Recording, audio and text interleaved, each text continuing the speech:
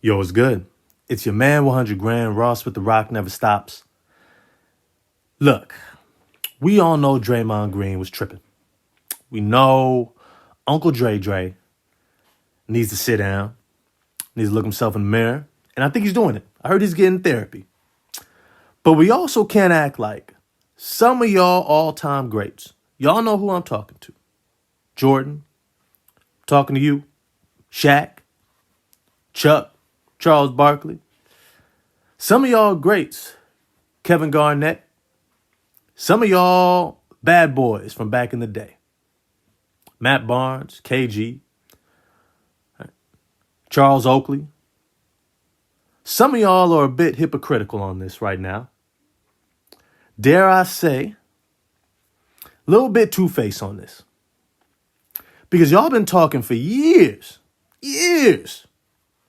especially in the LeBron James era, Stephen Curry era, James Harden era, about how soft the NBA is today, about how papery thin, tissue, bounty, double quilted, soft the NBA is today. And you guys love to laud just how physical the 80s and the 90s basketball was. And it was. It was. From the bad boy Pistons with the Jordan rules, right? I mean, we can't act like Jordan didn't take offense to it. Didn't even want to shake their hand. But then you see, you got the New York Knicks, the Miami Heat, Pat Riley, right? Jeff Van Gundy, New York Knicks, right? You had the Larry Brown, 76ers. Guys like Matt Geiger and Anthony Mason, God rest his soul, and Charles Oakley and Patrick Ewing, John Starks, right? Had the Bill Lambiers and Rick Mahorns, and can't forget about my man Dennis Rodman, who was Dre way before Dre. He big unk, the Godfather. And all of a sudden now, y'all real quiet when Draymond Green is on the hot seat. You're not running to his defense. You're not talking about how he's doing the old school players proud, how he's holding it down for the physicality that y'all wanted to see return to the NBA. About how y'all somehow believe the NBA has gotten away from its true self or what it was supposed to be like. That allowed players to really cut their teeth.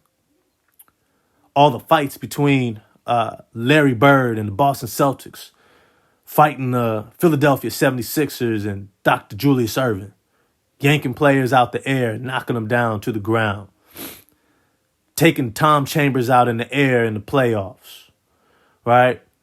Knocking Michael Jordan to the floor each time he tried to drive to the rim, right?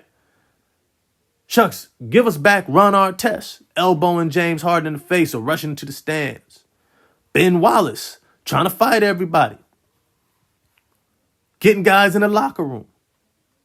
Shoot, give us back Matt Barnes, KG, all of them, right? That's what y'all wanted. That's what y'all been waiting for. Guys to be physical again. I can't see a single punch that Draymond has thrown that hasn't been thrown already in the NBA back in the day in the 80s and the 90s. Especially the one that he threw in practice when he knocked out Jordan Poole, Steve Kerr, Michael Jordan. Y'all didn't backtrack that event in the Michael Jordan documentary, right? Exalting the glory days, Jordan telling his story. Neither one of y'all said Michael Jordan lacks self-control, needs to get some help. Maybe he's going through something. Maybe he's diagnosable and has a problem, right? None of y'all said that. Y'all just kind of said, well, it was supposed to stay in-house, as if it wasn't recorded, it was okay to punch somebody in the face because you was frustrated. But then when Draymond does it, it's an issue. It's an issue. You see, it's not that I'm trying to excuse Draymond. It's not that I'm trying to act like it's okay. I don't think it's okay. I don't think that there's a moment when it's okay when you lose your cool and your frustrations and your temper gets the better of you, that it's okay to punch somebody in the face. It's okay to swing your arms and hit them in the head. Swing your feet and kick them in the crotch. Over and over. Punching people in the crotch. All right? I don't think it's okay. But some of y'all, Shaq, Charles Barkley, some of y'all forget that when you talk about just how tough it was back in the day, that's exactly what you're pointing to. You're not just pointing to being able to do things like hand check, maybe chuck somebody coming across the paint. You're talking about being able to throw your elbows on somebody, holding them, grabbing them, because it was all inclusive.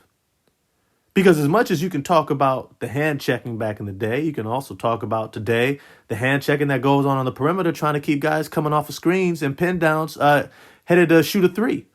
Right? There's a whole lot of grabbing and holding and all little nuances in there. But you don't see that physicality because you didn't experience it. You weren't coming off a screen for threes, Shaq, Charles Barkley. There weren't no pin downs. Y'all were taking 18-footers. MJ. A guy, I watch the highlights.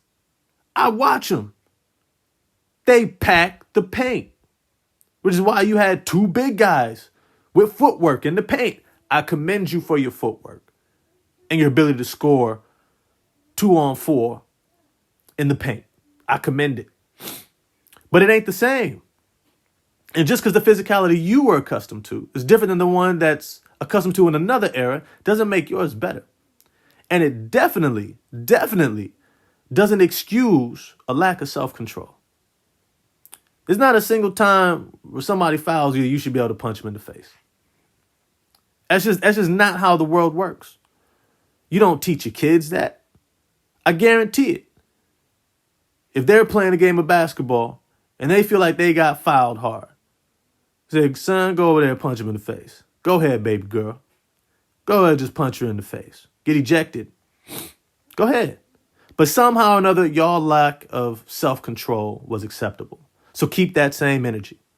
Keep that same energy for Draymond Green. Right? Free Draymond. I want it on your t-shirt, Shaq. Because you sure punched Brad Miller. Tried to destroy Charles Barkley. Y'all tackling each other. All right? It was a whole lot. But then when Dwight Howard doesn't do it, when he's getting fouled just like you were, Shaq, he's soft. When LeBron James doesn't do it like you did, Chuck, then all of a sudden he's whining to the refs and he's just complaining. Y'all want to say everything you want to say. Ime Udoka. You want to talk trash to the guy who has been nothing but exemplary in the NBA. So keep that same energy. Don't be a hypocrite. Or just be intellectually honest and say, you know what? Maybe we needed to get some support too. Maybe we were a little bit out of pocket also. Maybe like Draymond, we need to sit down and reflect and take a look at our own actions. But at the end of the day, I want to know what you all think on this topic. Think some of these old school players are a little bit hypocritical? Need to stand up for Draymond? Maybe need to backtrack a few statements? I don't know. Holler at me in the comment section. If you enjoyed the video, smash the like button for me. Hit subscribe and the bell for notifications. I'm going to get at y'all. Peace.